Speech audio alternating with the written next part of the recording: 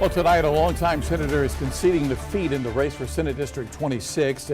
Dick Harpootlian easily winning Richland and Lexington counties, but he fell well short in Calhoun County, Russell Ott's home turf. As a result, Ott won the Democratic nomination, and tonight we're hearing from a political expert on that race and the low voter turnout across the state.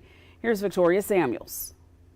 Just between, the Hunter Biden conviction and the Trump conviction, people are really getting turned off by politics, even as the core supporters are getting more fired up. With over 3 million registered voters in the Palmetto State, only 13% cast their ballot in the primary. One of the most watched races in the Midlands was the Democratic State Senate District 26 primary race. Russell Ott was victorious over Dick Harpootlian by only 120 votes. Ott says the race was about the people of District 26, saying they deserve honesty, integrity, and hard work from their elected leaders. Harpootlian says Ott ran a strong race, pledging his support for the victor in the upcoming November election. When all was said and done, only 4,700 voters showed up to cast ballots in Senate District 26. These tight races are a combination of intra-party fighting and lower turnout.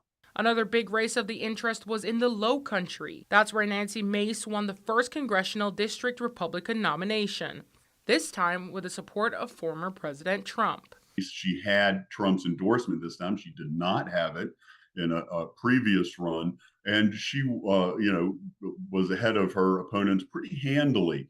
So, again, that tells you a lot about the nature of the Republican party at this time. It is still very much Trump's party, but that doesn't mean we don't see some upsets at the lower level that are not expected. In Columbia, Victoria Samuels, News 19 WLTX. And here now is a look at the numbers from last night's race. Ott winning the Democratic nomination with 51% of the vote. Just hours ago, Harpootlian met with the media. I'm a Democrat. He's running as a Democrat. Now, we may disagree on issues, and it may be, my strong suggestion when we're planning to meet to him is to make sure he's clear. His position has changed on choice.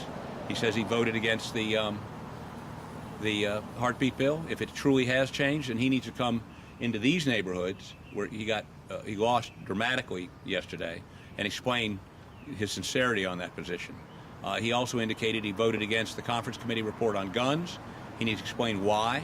But he's got to come in and sell his positions as a Democrat to Democrats. Russell Ott is going to face off in November against either Chris Smith or Jason Gary. Those two men will have a runoff race in 2 weeks to determine the Republican nominee in Senate District 26.